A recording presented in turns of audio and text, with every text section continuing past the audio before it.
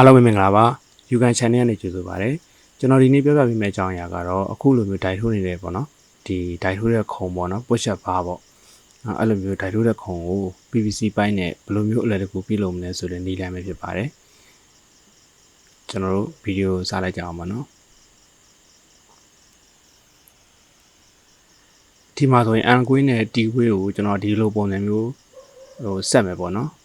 ဆက်မယ်ဆိုတော့ဒါကြားထဲမှာဒီလိုလက်ကင်ပေါ့နော်ကြားထဲမှာလက်ကင်ပုံစံလိုတယ်အဲ့တော့ကျွန်တော်လက်ကင်ပုံစံကိုကျွန်တော်လက်နဲ့တိုင်းပြီးတော့ဖြတ်လိုက်မယ်ပေါ့နော်ကျွန်တော်လက်နဲ့တိုင်းတော့ဒီအနည်းဆုံးတော့9လက်မှလောက်ရှိမယ်ပေါ့နော်အဲ့တော့ပြည်နယ်နဲ့တိုင်းကြည့်တဲ့အခါမှာ9လက်မှရှိတော့တွေ့ရတယ်ကျွန်တော်9လက်မှလောက်ဖြတ်လိုက်မယ်ပေါ့နော်9လက်မှဆိုတော့ဒီနေထားပေါ့နော်တစ်ပိုင်းကျွန်တော်ဘယ်ဟောညာနှစ်ခုရှိတဲ့အတွက်ကြောင့်ကျွန်တော်နှစ်ပိုင်းဖြတ်မယ်ပေါ့နော်ဘယ်နဲ့ညာနဲ့နှစ်ပိုင်းဖြတ်လိုက်မယ်ဒါမှတ်တော့ပြီးသွားပြီပေါ့နော်ဖြတ်ဖို့ပဲရှိတော့တယ်ဖြတ်တဲ့အခါမှာဒီတိုင်းဖြတ်လို့ရတယ်ဒါပေမဲ့ဒီတိုင်းဖြတ်လို့ဆိုရင်သူဘယ်ဘက်ဒီစောင်းသွားတော့ညာဘက်စောင်းသွားတာလို့လက်ကမမှန်တဲ့အခါပေါ့နော်စောင်းသွားနေတယ်အဲ့တော့ကျွန်တော်ကဒီတစ်ချက်ပိုက်ကိုကုတ်တဲ့အကုတ်လေးရှိတယ်ပေါ့နော်အဲ့ကုတ်လေးတစ်ခုဝယ်လိုက်တယ်ဝယ်ပြီးတော့အဲ့ကုတ်လေးနဲ့တိုင်းပြီးတော့အဲ့ကုတ်လေးနဲ့ပေါ့နော်မှန်ပြီးတော့ဖြတ်တယ်ပေါ့နော်အဲ့တော့ညီသွားတယ်ပေါ့နော်အဓိကတော့ညီအောင်ကုတ်ပြီးတော့ဖြတ်တာပေါ့နော်ဒီလိုကုတ်ထားတဲ့အတွက်ကြောင့်သူက line ကိုချော်မသွားတော့ဘဲနဲ့တပြေးတည်းဖြတ်လို့ရသွားမယ်ပေါ့နော်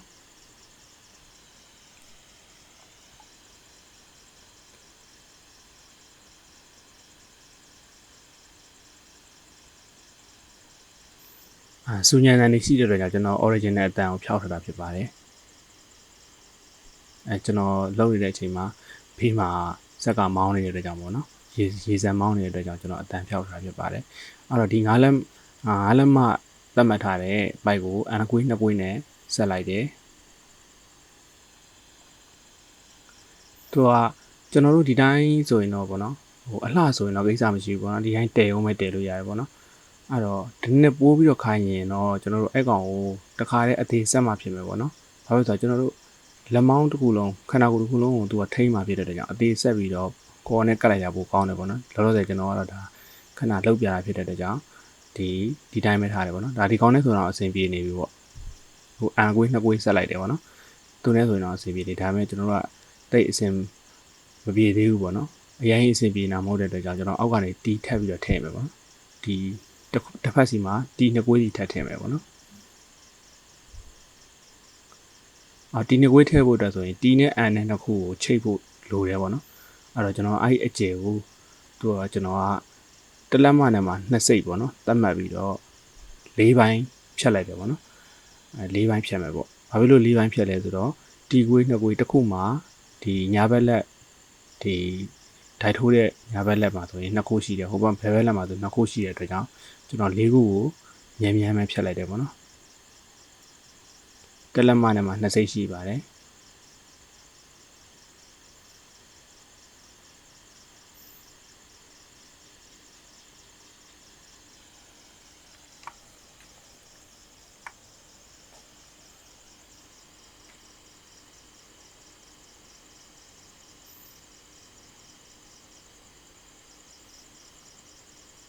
ဖြတ်တဲ့အခါမှာညီဖို့တော့လိုတယ်ပေါ့နော်မညီလို့ဆိုရင်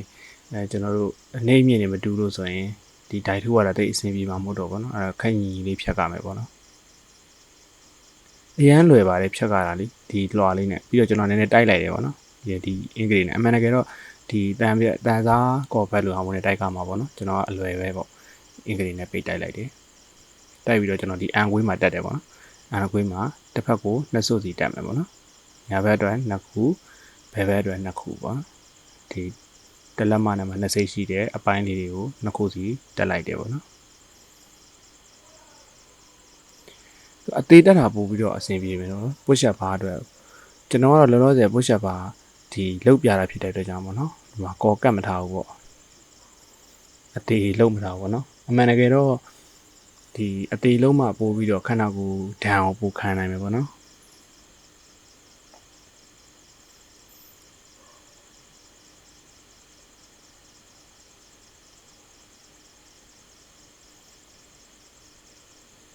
တကယ်လို့သူ့ကိုဒီတိုင်းလက်နဲ့ဖိချလို့မရဘူးဆိုရင်ကျွန်တော်တို့ဒီစိတ်ကြိုလိုဟာမျိုးကိုတုံးပြီးတော့ဖိရိုက်ထည့်လို့ရပါတယ်နော် ဒီလက်နဲ့ဖိရတယ်တိတ်အဆင်ပြေမှာတော့မဟုတ်ပါဘူးစိတ်ကြိုလေးတော့သုံးရမယ်ပေါ့နော်ဒါဆိုရင်ဒါညာဘက်လက်အတွက်ရပြီပေါ့နော်ဒါနောက်ထပ်ဘယ်ဘက်လက်အတွက်ထပ်ပြီးတော့ဒါစိတ်ကြိုအခုခါတော့စိတ်ကြိုလေးနဲ့ပေါ့နော်စိတ်ကြိုလေးနဲ့ရိုက်တော့သူကမှန်မှန်ကန်ကန်လေးအထက်ကိုဝင်သွားတယ်ပေါ့နော်လက်နဲ့တွန်းလာတဲ့ဆိုင်တော့စိတ်ကြိုလေးရိုက်တာပိုးပြီးတော့အဆင်ပြေတယ်ပေါ့နော်လက်နဲ့ရိုက်ထားတဲ့ဆိုင်လက်နဲ့လောက်ထားတဲ့ဆိုင်စိတ်ကြိုလေးရိုက်တာပိုးပြီးတော့အဆင်ပြေတယ်ပေါ့နော်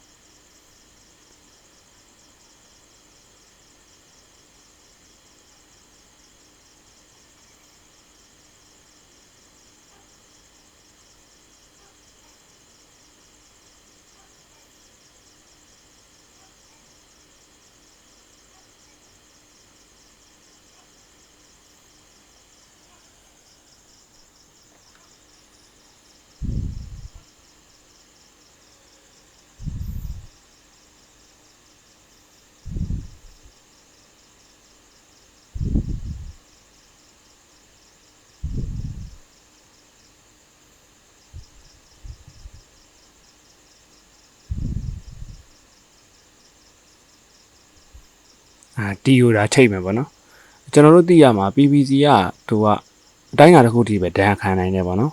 ဟို weight တွေအရင် over weight ဖြစ်တဲ့ဟာမျိုးဆိုရင်တော့ PVC ကိုမသုံးနိုင်ဘူးပေါ့နော်ဒါပေမဲ့ကိုယ့်ရဲ့ weight ကပုံမှန် weight ပဲဆိုရင်တော့ဒီကောင်တော်တော်နိုင်ပါတယ်ဒီ PVC ဘက်ကလည်းနိုင်ပါတယ်ပေါ့နော်အတန်အသင့်တော့နိုင်ပါတယ်အရင် weight များနေတယ်ဆိုရင်တော့မသုံးသင့်ပါဘူးကြိုးကြမှာဆိုလို့ပေါ့နော်ဘာလို့လဲဆိုတော့ဟို PVC ဘက်ကိုသုံးတဲ့အခါမှာကျွန်တော်တို့ကသူ့ရဲ့ဝင်ခံနိုင်တဲ့အားကိုတော့ဟိုချိန်ပြီးသုံးမှဖြစ်မှာပေါ့နော်ဒါလောလောဆယ်ကျွန်တော်ဆိုရင်လည်း over weight ထဲမှာပါနေတယ်ပေါ့နော်ပေါင်ချိန်100နဲ့မှ80နီးပါးရှိတယ်ပေါ့ဒါပေမဲ့ဒီကောင်ကျွန်တော်တန်အောင်နည်းနည်းခံနိုင်တယ်ပေါ့နော်ဒါတော့ကော်မကတ်ကသေးဘူးဒီတိုင်းပေါ့နော်ဒီအခုလိုတက်ထားတာကိုပဲပေါ့နော်သူကျွန်တော်တန်အောင်ခံနိုင်တယ်ပေါ့နော်အဲ့တော့ကော်ကတ်လိုက်လို့ဆိုရင်တော့ပိုးပြီးတော့တန်ခံနိုင်မယ်ပေါ့တကယ်လို့ကိုက over weight ဖြစ်နေတယ်ဆိုရင်ကော်ကတ်ပြီးတော့ဒီထဲကိုဒီ PVC ပိုက်ထဲကိုပေါ့နော်အင်္ဂလိပ်ဖြစ်လောင်းထည့်လိုက်လို့ရတယ်ပေါ့နော်အဲ့ဆိုရင်တော့ဒန်တော့ခံသွားပြီပေါ့နော်โอเคဒီနေ့ဗီဒီယိုကဒီလောက်ပါပဲဒီကောင်ကိုတွက်လိုက်လို့ဆိုရင်တီးက၄ခုလိုတယ်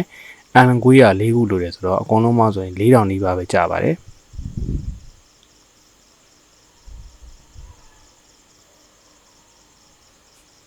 ဈေးသက်နဲ့ဒီဒိုင်ထိုးတဲ့ခုံတစ်ခုကိုအလွယ်တကူရရှိပါတယ်